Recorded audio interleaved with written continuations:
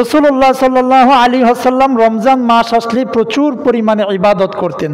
আর আমরা রমজান মাস আসলে তরমুজ কিনা, ইফতারি বানানো, এরপরে হলো মার্কেটিংয়ে ব্যস্ত হয়ে থাকি। আওয়াজ করে বলেন কথা ঠিক না ঠিক? তো বুখারী শরীফের বর্ণনা 2026 নম্বর হাদিস, রাসূলুল্লাহ সাল্লাল্লাহু আলাইহি ওয়াসাল্লাম এমন কোনো রমজান নাই যে রমজানে আল্লাহর পয়গম্বর ইতিকাফ করেন নাই। অর্থাৎ প্রত্যেক রমজানে রাসূলুল্লাহ সাল্লাল্লাহু আলাইহি ওয়াসাল্লাম রমজানের শেষ দশকে ইতিকাফ করেছেন। এরপরে সহিহ বুখারী শরীফের 2044 নম্বর হাদিসের বর্ণনা, রাসূলুল্লাহ সাল্লাল্লাহু আলাইহি ওয়াসাল্লাম যেই বছর ইন্তেকাল করবেন, যেই বছর ইন্তেকাল করেছেন, ঠিক সেই বছর আল্লাহর পয়গম্বর 20 দিন ব্যাপী ইতিকাফ করেছেন। সুবহানাল্লাহ। কয়দিনে ইতিকাফ করেছেন? 20 দিন। কেন করেছেন? ইবাদতের স্বাদ পাওয়ার জন্য। বুখারী শরীফের 813 নম্বর হাদিসের বর্ণনা, রাসূলুল্লাহ সাল্লাল্লাহু আলাইহি ওয়াসাল্লামের সাহাবী বর্ণনা করেন, আমরা রাসূলুল্লাহ সাল্লাল্লাহু আলাইহি ওয়াসাল্লামের সাথে রমজানের প্রথম দশকে ইতিকাফে বসেছিলাম। সাহাবী বর্ণনা করতেছে যে রাসূলুল্লাহ সাল্লাল্লাহু আলাইহি ওয়াসাল্লামের রমজানের প্রথম দশকে ইতিকাফ করেছেন। এই তিনটা হাদিসের সমন্বয়ে যে সমাধান আসবে এটা বলছি। রাসূলুল্লাহ সাল্লাল্লাহু আলাইহি ওয়াসাল্লাম রমজানের প্রথম দশকে ইতিকাফ করেছেন। কথা বুঝেন, খুব কঠিন আলোচনা। ইতিকাফ করেছেন। সাহাবায়ে কেরাম বলেন, ফাতাকাফনা মাহু, আমরাও রসুলের সাথে ইতিকাফে বসলাম রমজানের প্রথম 10 দিন। সুম্মা জাআ জিবরাইল, এরপরে জিবরাইল আলাইহিস সালাতু ওয়াস সালাম আসলেন। আয়েশা জিজ্ঞেস করলেন, ইয়া রাসূলুল্লাহ, আপনি নাকি ইতিকাফ করেছেন? রাসূল বলে, হ্যাঁ ইতিকাফ করেছি। তো জিবরাইল আমিন বলেন, ইন্নাল্লাযী তাতলুবু আমামাক, নবী আপনি যেই জন্য ইতিকাফ করেছেন সেই রাত্রি অতিবাহিত হয় নাই, সেটা সামনে আছে, আপনি আবারও ইতিকাফ করেন। সুবহানাল্লাহ। এরপরে রাসূলুল্লাহ সাল্লাল্লাহু আলাইহি ওয়াসাল্লাম রমজানের দ্বিতীয় দশকে আবারও ইতিকাফ করলেন। সুম্মা জাআ জিবরাইল, এরপরে জিবরাইল আলাইহিস সালাতু ওয়াস সালাম আবার আসলেন। আয়েশা ডাক দিয়া বলে, ইন্নাল্লাযী তাতলুবু আমামাক, নবী আপনি যেটা খোঁজ করতেছেন, যা কিছু চাইতেছেন, এই রাতটা এখনো আসে নাই, এই রাত্রিটা আপনার সামনে আছে, আপনি ওই রাত্রি এখনো পান নাই, আপনি আবারও ইতিকাফ করেন। সুবহানাল্লাহ। তো এবার রাসূলুল্লাহ সাল্লাল্লাহু আলাইহি ওয়াসাল্লাম সাহাবায়ে কেরামকে ডাকলেন, ও সাহাবায়ে কেরাম, এই যে 20 দিন চলে গেল, আমরা এর ভিতরে শবে কদর পাই নাই, যেই রাত্রি খোঁজ করতেছি এই রাত্র আমরা পাই নাই, এবার সবাই মিলে আসো আমরা ইতিকাফ করি, কারণ আমাদের এই শেষ দশকের ভিতরেই লাইলাতুল কদর অবস্থিত আছে। সুবহানাল্লাহ। আরেক হাদিসের মধ্যে রাসূলুল্লাহ সাল্লাল্লাহু আলাইহি ওয়াসাল্লাম বলেন, তোমরা রমজানের শেষ দশকে লাইলাতুল কদর তালাশ করো। পৃথক আরেক বর্ণনায় আসছে, রাসূলুল্লাহ সাল্লাল্লাহু আলাইহি ওয়াসাল্লাম বলেন,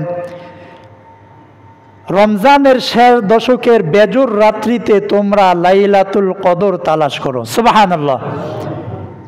আমাদের জন্য সহজ করেছেন। দেখেন, যেই নবীর আগের গুনাহ, পরের গুনাহ, অগ্রিম গুনাহ, সব গুনাহ আল্লাহ তাআলা মাফ করে দিয়েছেন। সেই নবী 30 দিনে ইতিকাফ করেছেন, 20 দিনে ইতিকাফ করেছেন, সারা জিন্দেগিতে ইতিকাফ করেছেন। আবার আপনার আমার জন্য সহজ করার জন্য রাসূলুল্লাহ সাল্লাল্লাহু আলাইহি ওয়াসাল্লাম বর্ণনা করলেন যে, আমার উম্মতেরা, সাহাবায়ে কেরাম শোনো, তোমরা যদি লাইলাতুল কদর পেতে চাও তাহলে রমজানের শেষ দশকের বেজর রাত্রিতে তোমরা লাইলাতুল কদর তালাশ করো, তো লাইলাতুল কদর পেয়ে যাইবা। সুবহানাল্লাহ। লাইলাতুল কদর কেন তালাশ করলেন? লাইলাতুল কদর রাসূল এত গুরুত্ব দিয়ে কেন তালাশ করলেন? আল্লাহ রাব্বুল আলামিন সূরা কদরের 2 নম্বর আয়াতের মধ্যে বর্ণনা করেন, লাইলাতুল কদরি খায়রুম মিন আলফি শাহর। লাইলাতুল কদর 1000 মাস অপেক্ষা উত্তম রাত। সুবহানাল্লাহ। অর্থাৎ একদিকে এক রাত, আরেক দিকে 1000 রাত্রের ইবাদত। একদিকে এক রাত্রের ইবাদত, আরেক দিকে 1000 রাতের ইবাদতের চাইতে এক রাতের ইবাদত আল্লাহর কাছে বেশি পছন্দনীয়। সুবহানাল্লাহ। বনি ইসরায়েলের যুগে এক ব্যক্তি, এটা হাদিস, 1000 মাস আল্লাহর রাস্তায় জিহাদ করেছে, মেহনত করেছে, ইতিকাফ করেছে, এরপরে বিভিন্ন ইবাদতের মধ্যে মশগুল ছিল। সাহাবায়ে কেরাম শোনার পরে হতভম্ব হয়ে গেল, ইয়া রাসূলুল্লাহ, 1000 মাস পর্যন্ত ইবাদত করেছে, আমরা কি পারবো নাকি এত ইবাদত করতে? জিবরাইল আমিন আসলেন, আয়েশা রাসূলুল্লাহ সাল্লাল্লাহু আলাইহি ওয়াসাল্লামকে জানায় দিলেন, নবী সাহাবায়ে কেরামকে সান্ত্বনা দেন, জানায়া দেন যে আল্লাহ রাব্বুল আলামিন তোমাদের জন্য এমন একটা রাত্রের ব্যবস্থা করেছেন, যেই রাত্রতে যদি ইবাদত করতে পারো, ওই ব্যক্তি 1000 মাস আল্লাহর রাস্তায় যুদ্ধ করে যেই পরিমাণ সওয়াব অর্জন করেছে, এক রাত্র ইবাদত করে 1000 মাসের চাইতেও বেশি সওয়াব তুমি অর্জন করতে পারবে। সুবহানাল্লাহ। কাজেই লাইলাতুল কদরের গুরুত্ব এত বেশি কেন? আল্লাহ রাব্বুল আলামিন নিজেই বর্ণনা করেন, ইন্না আনজালনাহু ফি লাইলাতিল কদর।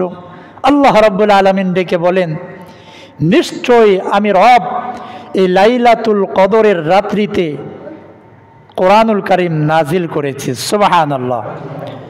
তার মানে হলো এই কোরআনের আসল ঠিকানা ছিল লৌহে মাহফুজ, যেখানে রব্বুল আলামিন সমাসীন আছেন।